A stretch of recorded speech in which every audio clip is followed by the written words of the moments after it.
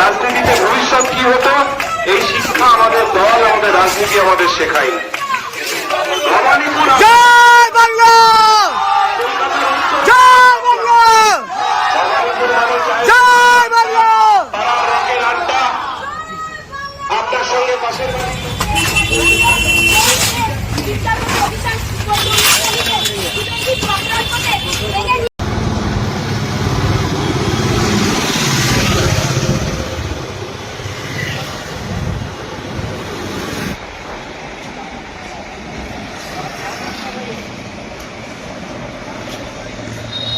রাজ্যের বিরোধী দলনেতা অনেকে আবার বলছেন ভাবি মুখ্যমন্ত্রী আর কয়েকদিনের পরেই মুখ্যমন্ত্রীর চেয়ারে তিনি বসার সম্ভাবনা অনেক উজ্জ্বল বলে অনেকেই মনে করছেন।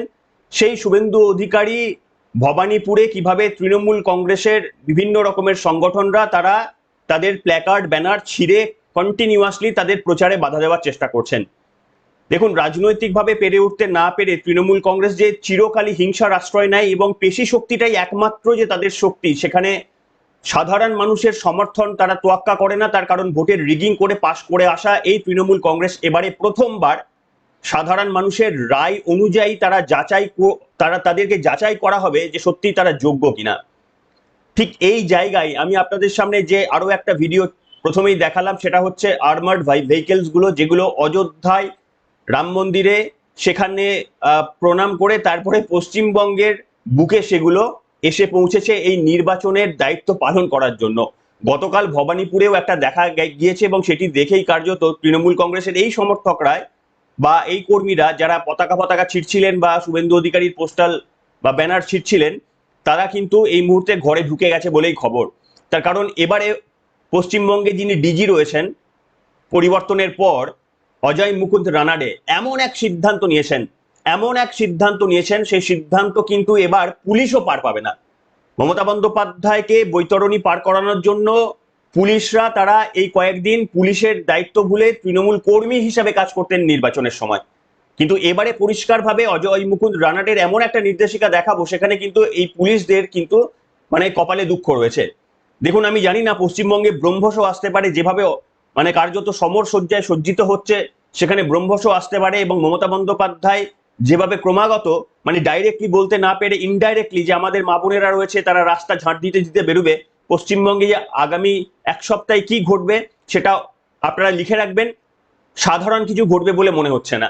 আজকে ব্যাখ্যা করব আপনাদের সামনে। ব্যাখ্যাটা এই কারণে আরো ইম্পর্টেন্ট হয়ে গেছে, পশ্চিমবঙ্গের নবনিযুক্ত রাজ্যপাল তিনি RN রবি, তিনি পয়লা বৈশাখের দিন পশ্চিমবঙ্গের মানুষকে পরিবর্তনের কথা চিন্তা করতে বললেন, ভাবতে বললেন। শুনবেন, কানে কি তুলবেন পশ্চিমবঙ্গের মানুষ? বিশ্লেষণ করবো আপনাদের সামনে, তুললে কার লাভ, না তুললে কার ক্ষতি দেখাবো। নমস্কার, ওয়েলকাম টু সিম্পল SABC। আপনাদের সকলকে স্বাগত জানিয়ে শুরু করছি অত্যন্ত গুরুত্বপূর্ণ একটি পর্ব। আমি প্রথমে আপনাদের সামনে একটা ছোট্ট ভিডিও দেখাই।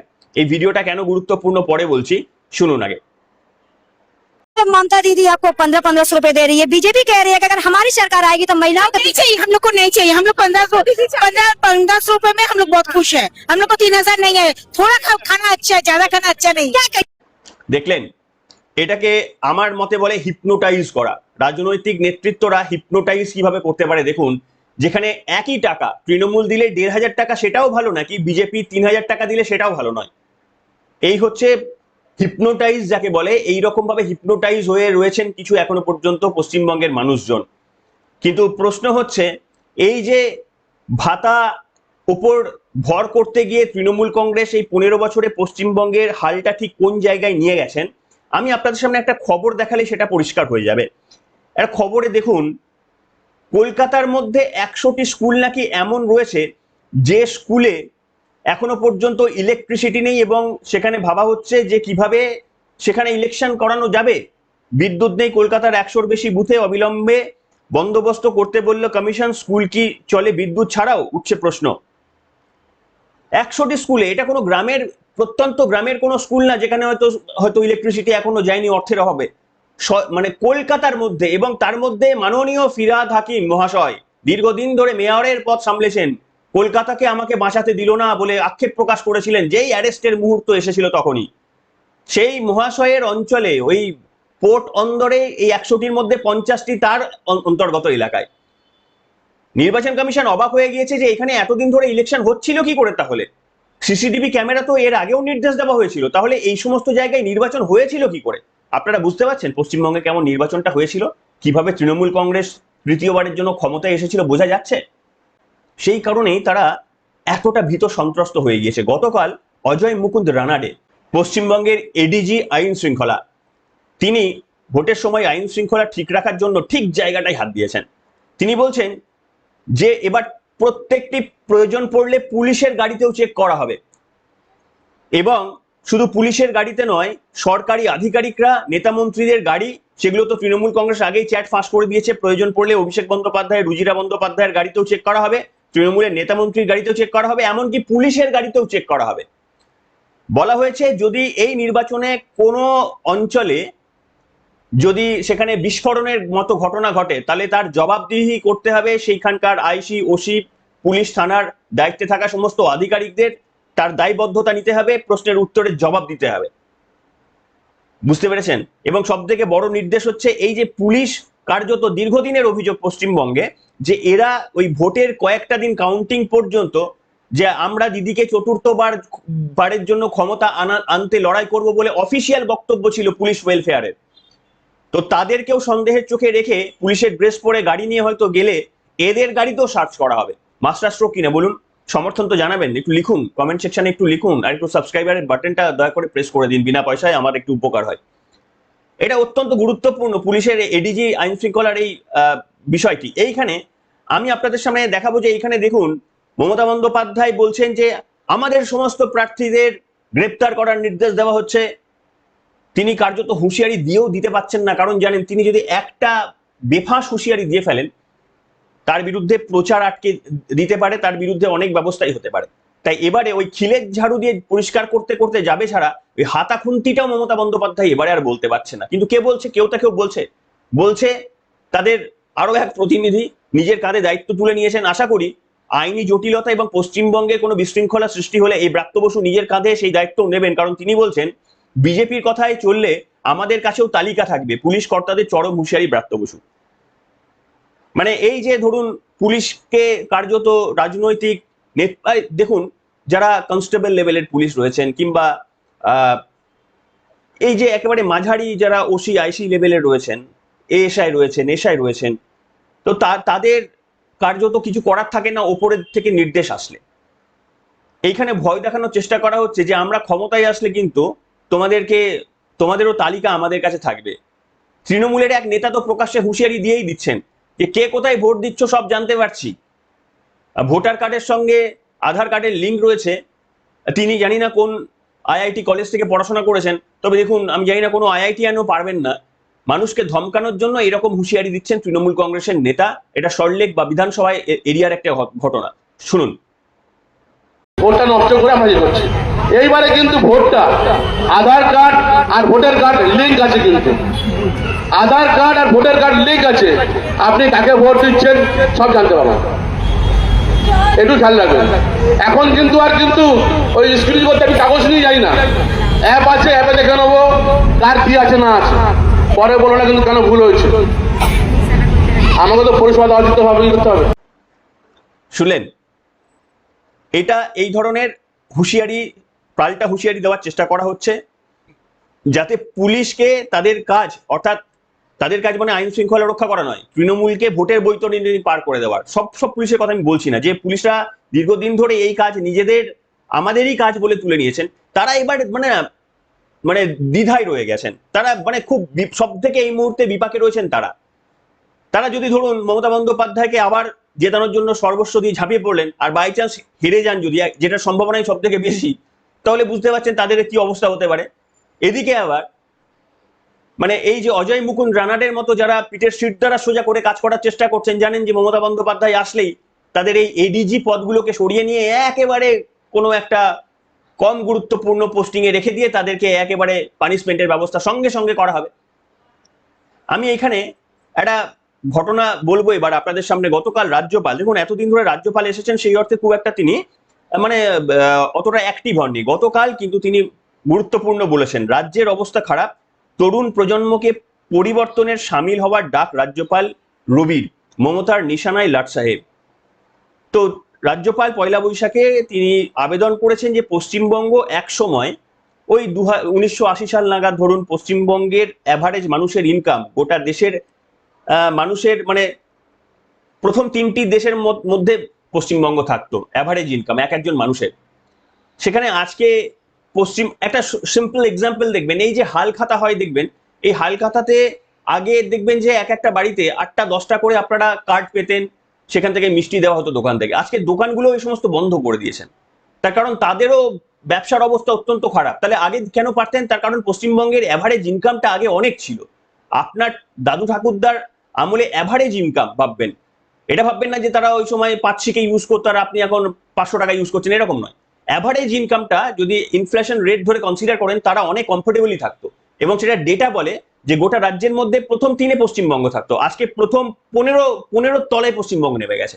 শুধু তাই নয়, জিডিপিতে 1960 সাল নাগাদ পশ্চিমবঙ্গ দেশের 10% একা কন্ট্রিবিউট করতো, 10%।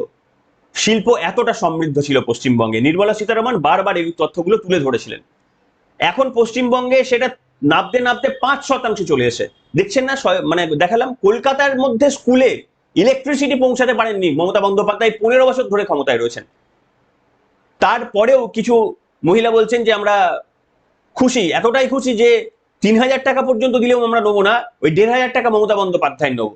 মানে কোন হিপনোটাইজ রাজনৈতিক ওষুধ রয়েছে পশ্চিমবঙ্গের মানুষকে এতটা করা যায়? আমি জানি না, তবে আমার মনে হয় যে এবারে ওটা হবে না, তার কারণ এতদিন পর্যন্ত শুধুমাত্রই ভোট লুট করে ক্ষমতায় থাকা হয়েছে। এবারে নিরপেক্ষভাবে ভোট হলে তৃণমূল কংগ্রেসের পক্ষে ফিরে আসাটা অনেক ডিফিকাল্ট। আমি রাজ্যপালের এই বক্তব্যের পর মমতা বন্দ্যোপাধ্যায়ের বক্তব্য এসেছে যে নাম করেননি, লাট সাহেব বলেছেন সব থেকে বড় বাড়িতে থাকেন, তারা আসলেই সমস্ত অশান্তি পাকায়, এই সমস্ত বলে মুখ্যমন্ত্রী মমতা বন্দ্যোপাধ্যায় তাকে বেশ কিছু মানে আর কি কথা শুনিয়েছেন, 2-4 কথা। কি বলেছেন মুখ্যমন্ত্রী শুনুন। বৈশাখের दिन बोले जाती लाट साहेब बांग्लार सबसे बड़ा घर में जिन्हें रहते हैं, हम नाम नहीं कहने चाहूंगी, आज स्टेटमेंट दिया। अरे बांगाली नववर्ष बांगाली बांग्लार लोग के अभिनंदन जानान, शुभकामना करूं, उन्होंने मेरे को गाली दिया। अरे पहले तो कभी वायलेंस होता ही नहीं था, अभी आप लोगों को अंडर में आने का बाद आप लोगों ने एवरीडे वायलेंस कर रहा है। This will go against of the election commission officials. We are not, क्यों हमारा पास अभी लॉ एंड ऑर्डर नहीं है, इलेक्शन कमीशन का पास है और गवर्नमेंट ऑफ इंडिया का पास है। सबको डराते हैं, बोलता है बार्नल दे देगा, बोडोलिन दे देगा, पहले अपन को संभलाओ। শুনলেন, এই হচ্ছে পরিস্থিতি। এইখানে আমি আপনাদের সামনে এবার যে তথ্যটা দেবো মারাত্মক তথ্য। ইডি এই মুহূর্তে সক্রিয় ভূমিকা পালন করে দিয়েছে, আপনারা জানেন। গতকালের সবথেকে শেষ খবর হচ্ছে পশ্চিমবঙ্গে কয়লা চুরি মামলায় তদন্তে পদক্ষেপ ইডির, 159 কোটির সম্পত্তি আটক। আবারও উঠে আসলো সেই লালার নাম। দেখুন, এখানেই আমাদের প্রশ্ন, বারবার প্রশ্ন থাকে, যে লালাকে ধরা হয়েছিল সে লালা বোধহয় এখন জামিনে ছাড়া রয়েছে। পশ্চিমবঙ্গের যাদের ধরা হয়েছিল, পশ্চিমবঙ্গবাসী যারা ভেবেছিল এই লালাকে ধরলে এবার লালার কাছ থেকে মাথা পর্যন্ত ওঠা যাবে, লাল ডায়েরি পশ্চিমবঙ্গে হেভি বিখ্যাত ছিল, সিনেমাও বেরিয়ে যেতে পারে পরিবর্তন হলে। কিন্তু এই অপদার্থ আমাদের মানে কেন্দ্রীয় তদন্তকারী সংস্থাগুলো, তারা কোন অদৃশ্য কারণে নাকি কোনো নেতার অঙ্গুলি হেলনে বলতে পারবো না, তারা এগুলো শীত ঘুমে পাঠিয়ে দেন আর ভোট আসলেই আবার খুঁড়ে বার করেন। গতকাল 159 কোটি টাকা অ্যাটাচ হয়েছে, ভাবতে পারেন কি অভিযোগ জানেন? যে এই পশ্চিমবঙ্গের বেশ কিছু অনামী সংস্থা আছে, আপনারা একটু কল্পনা করে নেবেন, আমি নাম বলবো না। পশ্চিমবঙ্গের বেশ কিছু অনামী সংস্থা রয়েছে, তারা এই বেনামি, যেমন কাজোড়া, কলিয়ারি আসানসোলের, কিংবা আরো যে সমস্ত ওখানে কলিয়ারিগুলো বেল্ট রয়েছে, ওই সমস্ত বিভিন্ন জায়গার কলিয়ারি থেকে, অবৈধ খাদান থেকেও তারা কয়লা উত্তোলন করে সেগুলোকে পাচার করতেন, এবং বেশ কিছু প্রভাবশালী বিভিন্ন কোম্পানির মাধ্যমে সেই কয়লাগুলো কিনে নিতেন খুব অল্প দামে, এবং সেগুলো হচ্ছে কালো টাকাকে সাদা করার তাদের একটা উপায় ছিল। তারপরে সেই অল্প দামে কেনা কয়লাগুলোকে প্রচুর দামে, অ্যাকচুয়াল বাজার দামে বিক্রি করে সেখান থেকে প্রচুর আবারও ডবল মুনাফা অর্জন, এইরকম ভাবে বিজনেস চলতো। কিন্তু আমরা দেখুন, শুভেন্দু অধিকারী বলেন যে সবার কাছে সব তথ্য রয়েছে, তার সত্ত্বেও আমাদের কেন্দ্রীয় গোয়েন্দা সংস্থা তারা কোন অঙ্গুলি হেলনে কিছু একটা করেন না। তো যাই হোক, এবার করবেন কিনা আমরা জানি না, নাকি আবারও তারা বলবেন যে পরিবর্তন হোক, তারপরে তারা চুনকে হিসাব লেঙ্গে, আমরা অপেক্ষা করব। এইখানে আমি আরো একটা জিনিস দেখাই, যেখানে মমতা বন্দ্যোপাধ্যায় অত্যন্ত খচে গিয়েছেন। সেটা হচ্ছে গতকাল স্মৃতি ইরানি এবং শুভেন্দু অধিকারী ওই মাতৃশক্তি ভরসা কার্ড বিতরণ করেছেন। মাতৃশক্তি ভরসা কার্ড মানে হচ্ছে যেখানে মহিলাদের 3,000 টাকা করে মাসে দেওয়া, নাম দেওয়া হয়নি এখনো পর্যন্ত, ইচ্ছাকৃতভাবে এটা একটা স্ট্র্যাটেজি, হয়তো লক্ষ্মীর ভান্ডার নামেও চলতে পারে। 3,000 টাকা, 1500 জায়গায় আপনি 3,000 টাকা পাবেন এবং কোনো শর্তে নয়, সকলে পাবেন। যে তৃণমূল মমতা বন্দ্যোপাধ্যায় বলার চেষ্টা করছেন এমনটা নয়, সকলে পাবেন। এরপরে কি হচ্ছে যে মহিলাদের এককালীন ওই প্রেগনেন্সির সময় এককালীন 21,000 টাকা, এছাড়া সরকারি চাকরিতে 33% রিজার্ভেশন মহিলাদের জন্য, বাসের জন্য ফ্রি যাতায়াত সরকারি বাসে, এছাড়াও কলেজে পড়লে এককালীন 51,000 টাকা সহ প্রচুর প্রকল্প। বিশ্বাস করুন, আপনি যদি শুধুমাত্র নিজের টাকার হিসাবেরই কথা বলুন তাহলে এটাই যথেষ্ট পরিবর্তন করার জন্য, শুধু এটুকুই যথেষ্ট। কিন্তু জানি না এই হিসাবটাও মানুষ আজকে করতে ভুলে গেছে কিনা। ওই যে দেখালাম না, যারা মনে করছে যে 1,500 টাকাটা বড়, 3,000 টাকাটা ছোট, এটাই রাজনৈতিক নেতাদের সাকসেস। যে সাধারণ মানুষকে এমন ঘাটিয়েছে যে বলছে 1,500 টাকাটাই ভালো, আমার 3,000 টাকা নেবো না। আরে টাকা তো দিচ্ছে আপনার টাকা, যে বেশি দেবে তারটা নেবেন আপনি। টাকা কি ওর নিজের বাড়িতে কেউ ছবি এঁকে দিচ্ছে নাকি কেউ কবিতা লিখে দিচ্ছে? সে তো দিচ্ছে আপনার টাকা, আপনাকে ফেরত দিচ্ছে। যে বেশি দেবে তাকে কেন নেবেন না? এ তো নিজের পায়ে নিজে কুড়ুল মারার মতো করছেন। এইখানে শুভেন্দু অধিকারীরা একটা মাতৃশক্তি কার্ড মানে বিতরণ করলেন। কেন এটা ইম্পর্টেন্ট? একটা ইন্টারেস্টিং তথ্য আছে, শোনাবো, আগে দেখুন।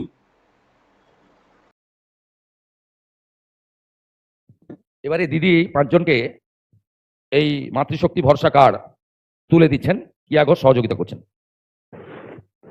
সবার আগে আমি ডেকে নেব ইন্দ্রাণী ভট্টাচার্য, এরপর অন্তরা বর্মন, সঙ্গীতা দাস, শুভ্রা জানা এবং মৌসুমী দাস, আমাদের এই দিদিরা। তারা আজকে আমাদের এই মাতৃশক্তি ভরসা কার্ড পাবেন মাননীয় স্মৃতি ইরানি দিদির কাছ থেকে, মাননীয় শ্রী শুভেন্দু অধিকারী মহাশয়ের কাছ থেকে, মাননীয় শ্রীমতী সুশী অগ্নিহোত্রী দিদির কাছ থেকে।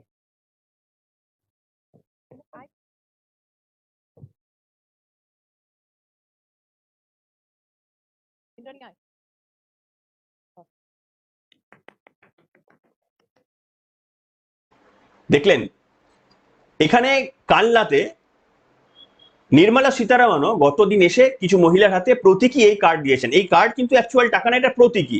আপনাদের মনে থাকতে পারে যে তৃণমূল কংগ্রেস যখন গোয়াতে লড়তে গিয়েছিল তারাও এরকম একটা ছোট ছোট এটিএম কার্ডের মতো কার্ড বিতরণ করছিল। সেখানে বলা হয়েছিল মেয়েদের ভোট দিলেই 5,000 টাকা, ভোট দিলেই পরের বার আসলে 5,000 টাকা, জমানো বাজেয়াপ্ত হয়ে গেছিল।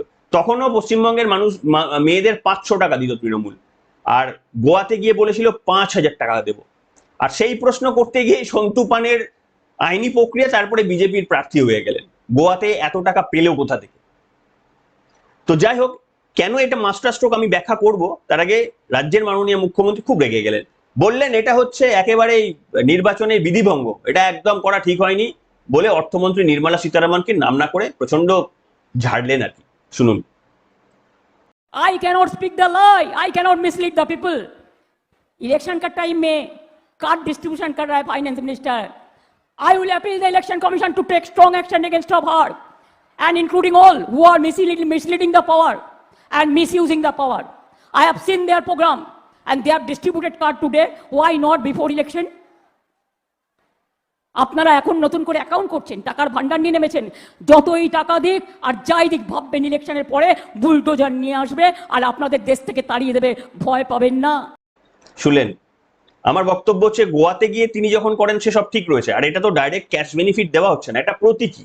ওই গাড়ি দেওয়া হয় না, ম্যান অফ দ্য ম্যাচ হলে এত বড় গাড়ির চাবি, ওটা কি গাড়িতে গিয়ে ঢুকিয়ে ওরা গাড়ি স্টার্ট করতে হয় নাকি? ওটা প্রতীকী, ওটাতে কিছু হয় না।